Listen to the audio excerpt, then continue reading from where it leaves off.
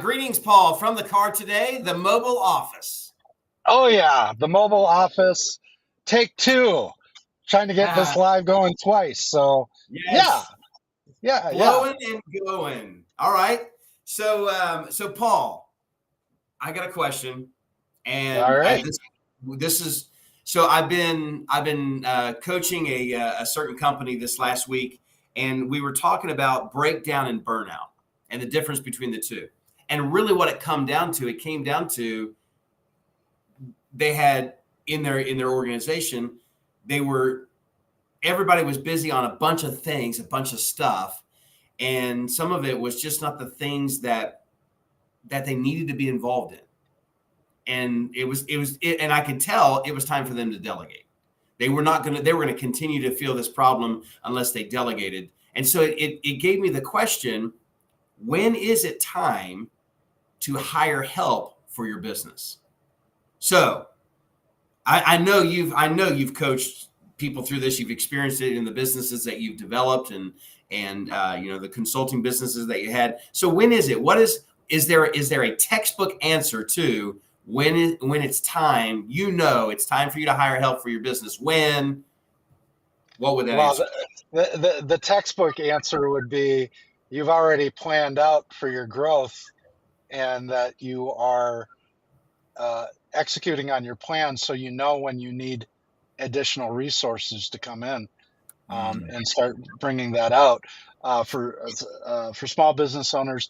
Sometimes that sneaks up on them, obviously, Mm-hmm. and you need to be at a certain revenue number. You need to be at a kind of a certain, well, if you're growing on margin and you're building the business from scratch, you're going to lose money. But part of that money loss is employees, right? You're funding salaries and that stuff. So you're out there by yourself, and you're like, when is it time to hire? Well, when your delivery is starting to impact your ability to create revenue. Mm. How's that? That's a That's a great line. When your I mean, delivery, just when your delivery, what you want to predict this when your delivery is going to get in the way of you growing the business. mm-hmm. When your delivery is going to take you from the pilot house of steering the ship of your business into the engine room. It's Yeah, time to find another engineer. mm-hmm. That's brilliant. What are some ways that sometimes I was with a company just before our call today, and the delivery, you said it so perfect. When your delivery impacts the ability to satisfy your customers, and they know that they've got. He said, we're blowing up with business. We got business everywhere. People are calling in. I got a guy waiting for me he called me 2 days ago. He said, our standard is within 4 hours, we contact that customer back, and it's been 48 hours. And he's like, I'm losing business. People are coming, they're waiting at the glass door. They're calling in. They want me to serve them. Help, I need help. So what are some signs okay, my delivery is poor, I can't be able to do that. Some early signs that if you wanted to get out ahead of it, instead of now he's in this reactionary mode, right? So he has to react to this. Now he's like, okay, what can I do? I got to just do something. Maybe it's a virtual assistant just to answer the phones, or now he's reacting to it. What are some things that people can do to get out in front of that? Well, I mean, part of obviously this depends on, is this product, is it service, whatever it is. The average time it takes to take care of a customer, how many customers you have, you could rate that out and start understanding that your average delivery time outweighs the amount of resource hours that you have, right? Mm-hmm. So that's very deep into it. Do the math. The big thing I would say to your client is, okay, your delivery times are done. It's time to work a weekend and not doing what you think it's there to do. It's not to reach out to customers. It's to take a weekend, go to the office and look at your processes.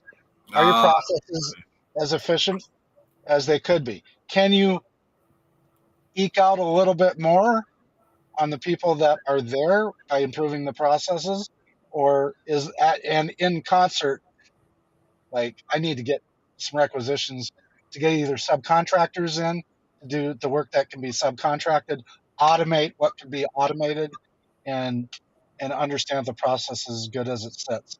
Automation can take care of a lot Mhm. from that standpoint, because you can automate some of the customer contact through email and texting, and then when automation can't do it, to me that's like hiring someone, right? If Mhm. I'm hiring an AI chatbot to do the initial conversation, and then I can put the final cap on it if need be, depending on the Mhm. product or service. I mean, we're really talking out in Ethereum here, because I would have far more detailed conversation if I had a specific. Yeah, that's a brilliant strategy about, hey guys, we're gonna have to work the weekend. And it's not like you think. Like when you said work the weekend, I'm thinking, oh, we're going to throw more time at it. Like, basically when we're reacting, when we're reactionary, let's throw more money at it, let's throw more people at it, let's throw more time at it. But we're actually not throwing time at it. We're controlling the time. We're stepping away. We're stepping above it. Yeah. Okay, because we're caught up in it right now, Yep. and man, I can barely deliver to my customers. I don't know what I'm going to do here. That's a mode that you kind of lose creativity, right? Mm, When you're in fear mode and panic mode and all that. So screw it. Take the weekend. Look at your business. Step up. What's the processes? What can I improve? What on Monday can I do to alleviate this problem, or at least mitigate it, so that I can put the proper resources in place and pull one of those hats off I'm wearing and hand it to someone else. mm, I mean, that's going to take 4 weeks, 5 weeks to 6 weeks to find a person to come in. You may need to subcontract. That's why looking at the processes are so important, because you can identify little chunks of your process that you can subcontract out, and sometimes that can save hundreds of hours of customer engagement and delivery. mm. And then it gives you time to recoup, adjust, pivot, Yep. and get yourself on a better track without putting the brakes on. So I don't want to see a lot of companies do this. They put the brakes on to try to figure it out, and then they end up cutting the revenue stream. So Hmm. you don't want to put the brakes on. You want to figure out how you're going to deliver with what you have, maybe subcontract out, take some time, build a strategy around it if you're Yeah. in that position. And ultimately, you want to plan this out in the first place. I mean, that's all reactionary, right? You want to take a look at what your revenue target was this year. Do I have the resources at this revenue target? How much time is it going to take? What's my customer acquisition cost? What's my cost of supporting the customer, both in money and people, Yeah. right? And then do I have the necessary amount of resources, people, and money to support my revenue growth activities? Yeah. So it sounds like it's time to hire help when internally I want to scale. Oh yeah, Right. but I want to scale. In fact, I heard you on a meeting yesterday that you were highlighted as a guest, and you were talking about that. Like, I mean, like you got to delegate to scale is one of the things I remember writing that down. You got to delegate in order to scale. But if you don't have anybody to delegate to, it's time to hire help. Who are those people that you need to put in those positions to delegate to? It reminded me of an opportunity that, in fact, somebody really close to me, they had an online business, and through mhm. COVID, when COVID hit, prior to that, it's a great story. I got to share this with you. So, and by the way, this is my parents. They have an online Etsy shop. So it's December 2019. My mother comes to me and she says, Tracy, I'd like to secure some 45-minute coaching opportunity. I'm like, absolutely, let's do it, Mom. So I sat down with her and she's like, so I have this thing and I just want to get your idea. What do you think about this?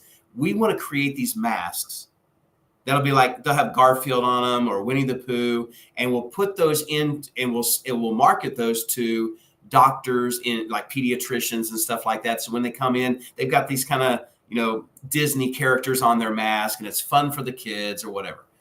And so it doesn't look as clinical. I was like, hey, that's a great opportunity. Well, they would have never known, never dreamed that 4 months later they were going to be cranking out masks as everybody masked up. It was like the most beautiful thing. And I mean, there's no way to predict this. And so I remember my father saying, like, if we could just grow this business, I mean, if the doors could just open up, and he's a person of faith like me, and he's like, if God will just let us do this, we've been really praying about this. And so March comes. And of course, what happened in our country, March 2020, I mean, things shut down, people are taking a break, and everybody's hunting down these masks. Their business shot through the roof. All of a sudden, they've got 900 orders at their front door, and these orders have 8 to 10 masks a piece, like for their entire family and friends and stuff.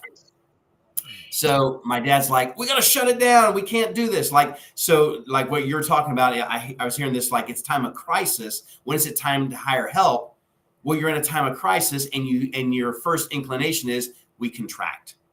So his inclination was, let's contract. Let's shut it down. No more orders we can't handle. And I was like, Dad, didn't you pray and ask God to give you the business?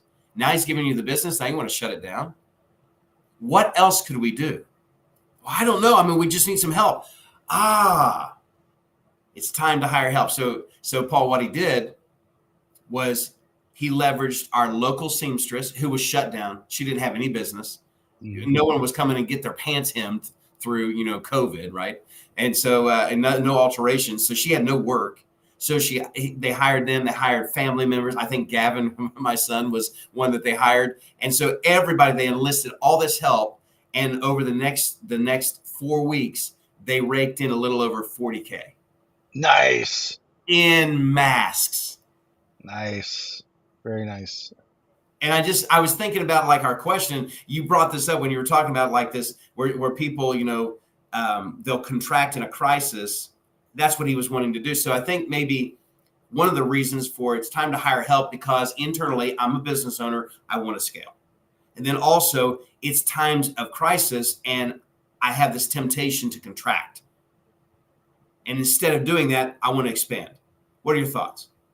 Yeah, I want to add one thing, because the whole mask thing brings up just a funny little thing. Because when that first happened, I'm here in Minnesota, and I caught myself buying masks on next door neighbor, and I felt like I was doing a backstreet drug deal. They left the mask out on the porch, and I had to drop the money in a box, and I was like, I cannot believe, I feel like I'm in a sci-fi movie. But to get to your question, it's really when you think about it, that contraction.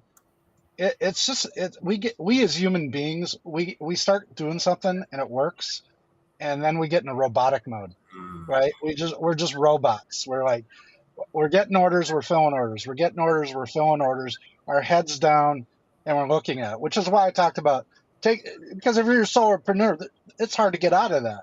Mm-hmm. And most of you guys are working weekends anyway, but you need to take the weekend. And then the weekend is just a term for me.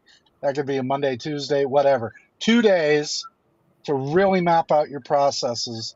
So you can fill the orders if you can improve the processes with yourself or the current amount of people that you have, or however it is. And then you can start getting in a place to make a plan and kind of get out of that reactive mode. Yeah.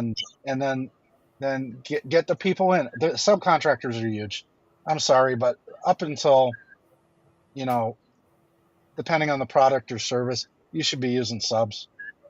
I mean, to pay a person full time right now while you're trying to get your business started is chunky. It's hard because you train them, which again takes away from you doing what the business is there to do. Yeah, You have X amount of hours in the day, and you have to, determine which hours. And there's even training that goes on with subcontractors. That is the cost, as part of the cost of growth. Uh, Hmm. so understanding what you're going to train on, do not bring anybody in with nothing, right? Oh, Hmm. I cringe when I hear this. What I want you to do for the next 3 days is just shadow me. Watch what I do, and you'll pick it up, right? You have no training process How at many all. times have you heard that? Uh-huh. I go, Yep. all right, here, bye bye to employee. I'll give you 30 to 60 days, and he's Yep. out of there, Yep. right? Because you're going to be frustrated with him because he didn't observe the things that you wanted, that you assumed he would observe. He's looking from a different perspective and observing something completely different. So he didn't catch what you wanted him to catch because you never stated it. You got to have your training in writing. Yeah. You got to have an outline of what you're going to do, how you're going to onboard this person, and so that they can execute. Otherwise, now you're creating your own catastrophes. Hmm. I think I love the way that we shifted from like when it's time to hire help. We're trying to scale. At a time of crisis, we're tempted to contract, or like me. I mean, the time. I mean, like it's not in my best interest, the best use of my time to be doing these things, and I have to delegate these things. So you mentioned like, and I wrote this down. The types of help we want to hire. So when is it time to hire help? Okay, now I know it's time to hire help, but who should I hire? And you mentioned about subcontractors and then employees. What other type of help is out there that people could be looking at that really gives them way more options than, like you said, like, man, my revenue right now, maybe I don't need help in the long term. I'm not looking for 3 years, 5 years. I'm looking for 6 months worth of help to get me over this, to move forward. What other type of help? I know you have a great virtual assistant. What other type of helps are out there that would be options that people could be hunting down to be creative? Yeah, well, I think automation's a big key, right? And that's short-term help. Help me build an automation so I can take this out. So I'm going to use a contractor to come in, maybe maybe create some robotic processing in my CRM so that certain things I don't have to take time doing. I mean, we're talking 10 minutes, 10 times a day, times 5 days, times 352 days a year. You're saving 300 hours. Yeah. If you can put 300 hours back into your business, do you need to hire someone yet, or can you create an automation that takes care of it? Mhm. These are the questions that you need to ask in your process. Yeah, I'm afraid, and I know I've been guilty of this. Most solopreneurs are probably guilty of not doing the math. Just like what I mean, you pulled out in like 15 seconds. Here's the mathematical formula that you ought to be doing. If you could get 10 minutes a day times 5 days a week, and you get this 300 hours, and people are like, yeah, I'd love to have 300 hours back, but they're not doing the math on the front end to know that it's not time for me to hire the full-time help, but I do need help, but I only need it in the short, or I only need, the part time, or I only need 10 hours a week. And they can get that through the virtual assistant. And what's so amazing now, and I know this is not an episode on virtual assistants, but it's amazing. Like when you're looking for a personal assistant, executive assistant, a VA, there's so many features and talents and gifts that they bring to the table. If it's setting appointments, or if it's a sales call or something like that, just knowing exactly what you need. That's where if you didn't know your process, you wouldn't be able to determine what is the exact type of help that you needed. Well, yeah, and if you haven't put your process together, how are you going to get your virtual assistant to assist? Hmm. What's your expectation there? That they're going to come in and know your business and your business process Yeah. and come in and save you? How are That's you going to get a that's VA to shadow you? that's unrealistic Yeah. unless you're clear on what you want your VA to do and how to train them. Then you're wasting more time. You're you're you're So, you're you're killing the time that you have um, doing that stuff. So I want to go back to one statement because it is you talk about numbers. The lifeblood of a business is in metrics. Whether you're a solopreneur or an entrepreneur, or you have three or 300 employees, it is the mhm, metrics that drive the business. You have to figure out what's important in your business and put a number to it so you can measure it. mhm, And this actually goes to the when should I hire? When those metrics that I've put together hit a threshold, it tells me that it's time to put out a job request. It's time to put out a request for resumes. It's time to look at a subcontractor. It's time to automate. What metrics am I measuring, and what are the threshold of that metric for me to take action to mitigate the oncoming onslaught that's going to come if I just keep doing what I'm doing past that threshold? mhm. Because then I'm going to get into that perfect metric that you brought up. It was 40 minutes. Now it's 48 hours. That's a Yeah. metric.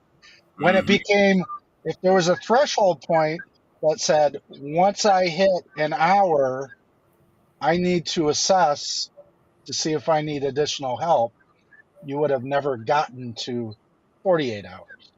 Mhm. Right. So Yeah. the learning from that is yes, measure metrics, figure out what's important, and then put in thresholds for action. Like at this threshold, I'm taking action because Mhm. that's when if it goes 20% more, then I'm in trouble. Yep. Yep. Yeah, and I know there's going to be a consequence. And one of our viewers had just even asked the question: the consequences for not seeking help, for not getting. I mean, like if I don't know my numbers, like we're talking about the lifeblood of a business, if I don't know the metrics, if I don't know that number, and I haven't calculated these are the important things, and when it gets in that threshold, there's going to be a consequence. There's going to be a result. An outcome is going to be a negative outcome. What are some of the that you've seen? Some of the negative consequences for somebody not taking action and seeking out the help because they didn't even know the metrics, they didn't consider that, or they knew the metrics but they're holding back, they're procrastinating, or they're just going through the motions in their business. What are some of the consequences? Well, you have the mental consequence. You're overwhelmed, right? Mm-hmm. Which may get you into a panic mode, which makes you probably make some poor decisions. You Yep. start to constrict, you start to reduce your productivity, you stop finding new customers because you're taking your time to serve your existing customers, or a combination of both. And now, instead of being great, you've become mediocre or less in both areas. Mm-hmm. And then your Yeah. business starts to constrict and shrink. Mm-hmm. And Yeah. you lose money. You lose employees if you have them. Yep.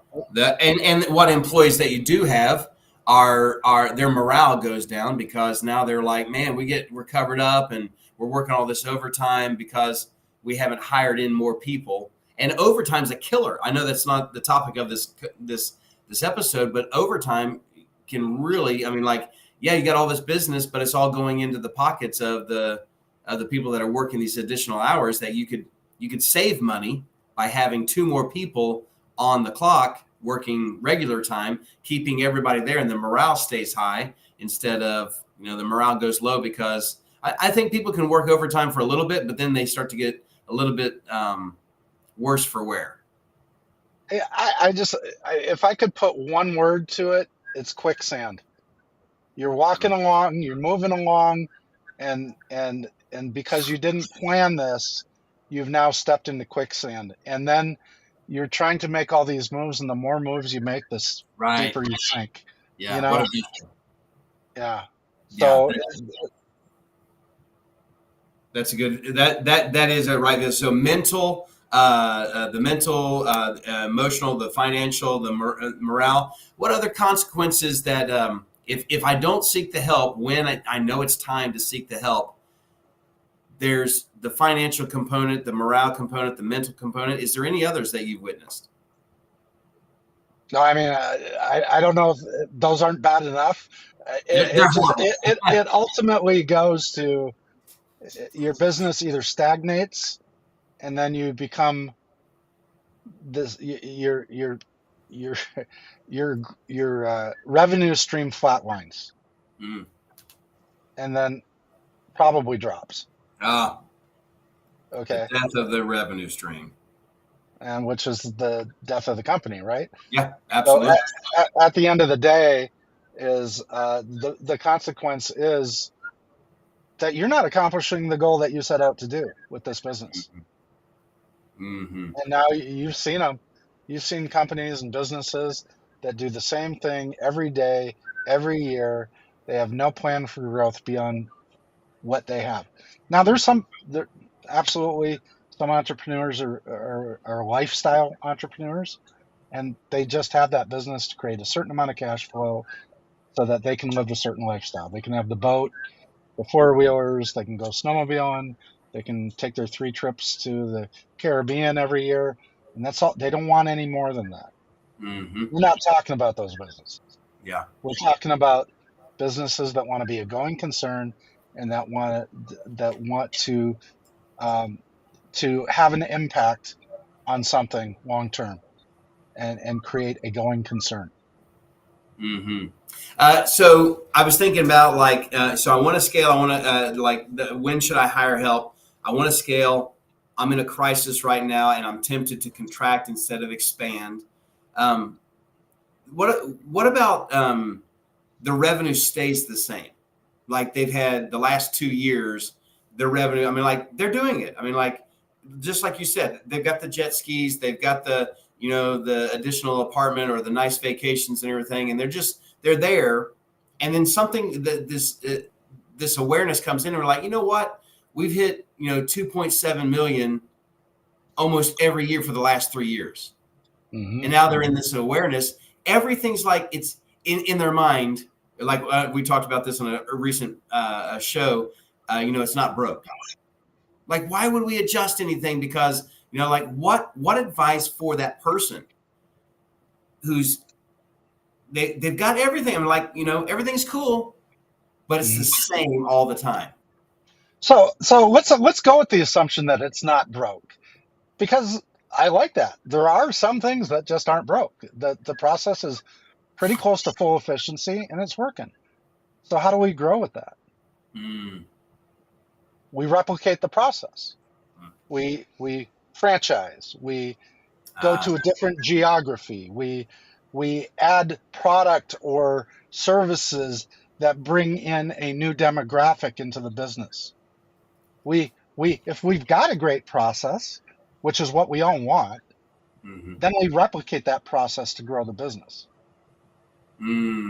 I love that. I wrote down replicate the process by franchise. Like when you stumbled on that and like I don't know if it's an accidental competent something like that when you've got it and like man this works.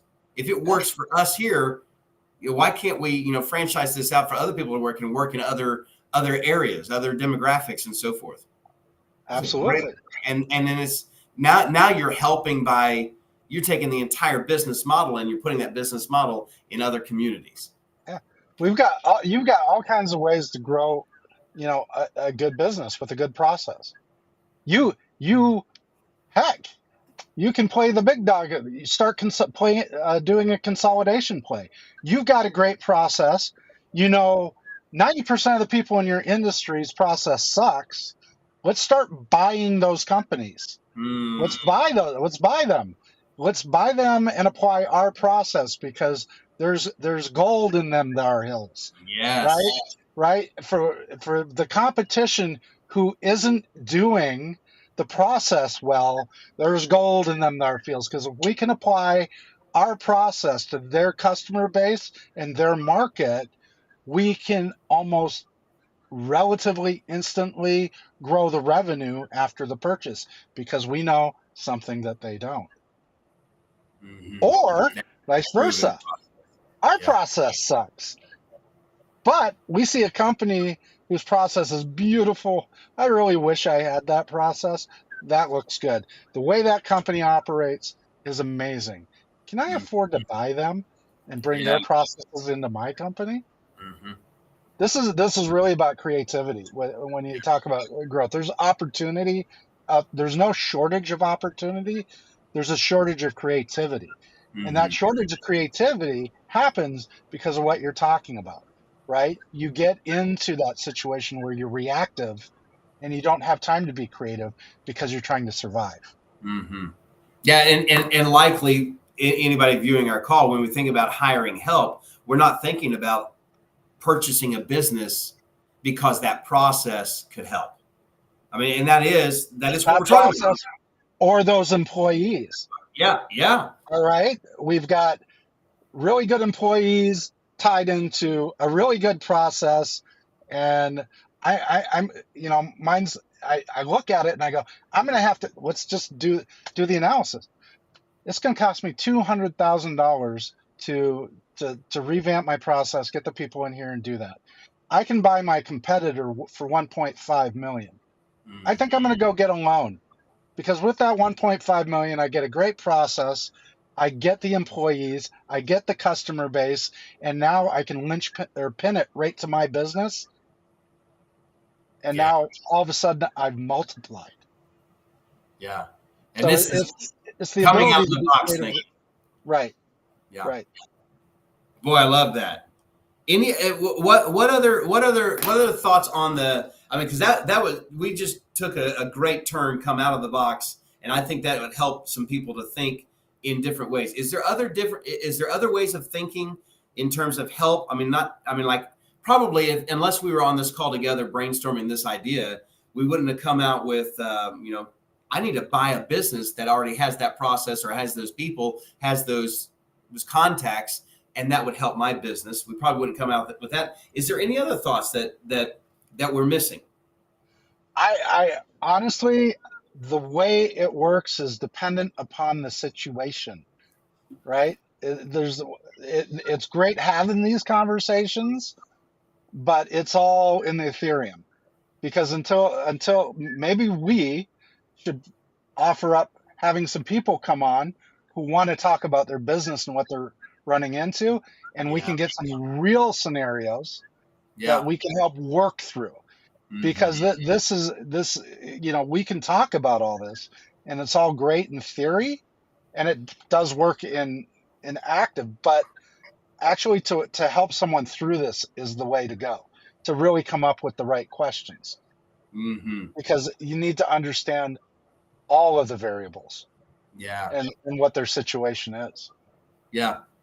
The And power the if power is truly in the question, right? yeah, Because we can talk about this and it doesn't it applies to only a few who are listening, but if we get some people on who want to share and want to go through this exercise, we can do it live. hmm.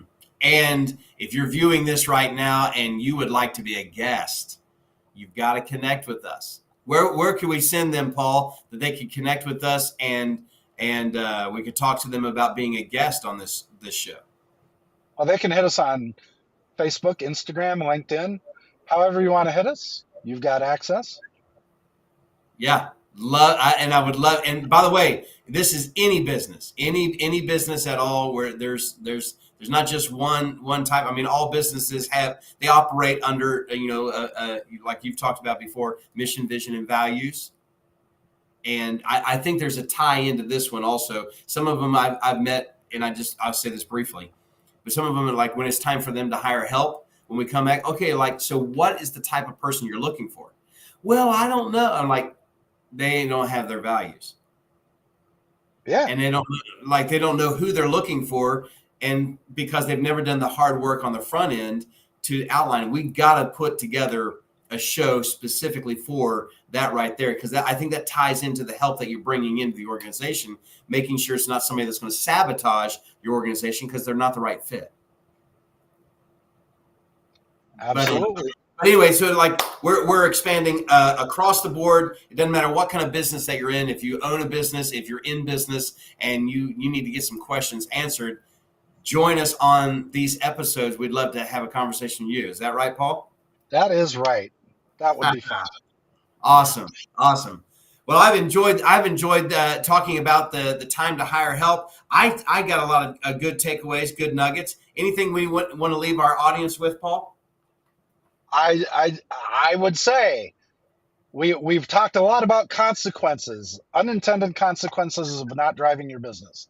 So if you've got the time and you're not in panic mode right now, make sure you're taking a look and that you have metrics that you can measure by and throw thresholds into those metrics and figure out what the action needs to be when the threshold is hit. Yeah. That is going to save you tens of thousands of dollars and tens of hundreds of hours. Mm-hmm. It might just be time for them to work the weekend. Yeah, work the weekend with their team. Yeah, just a couple of hours, it'll pay off. Absolutely. Awesome. Thank you, Paul, for your time today. I enjoyed our show.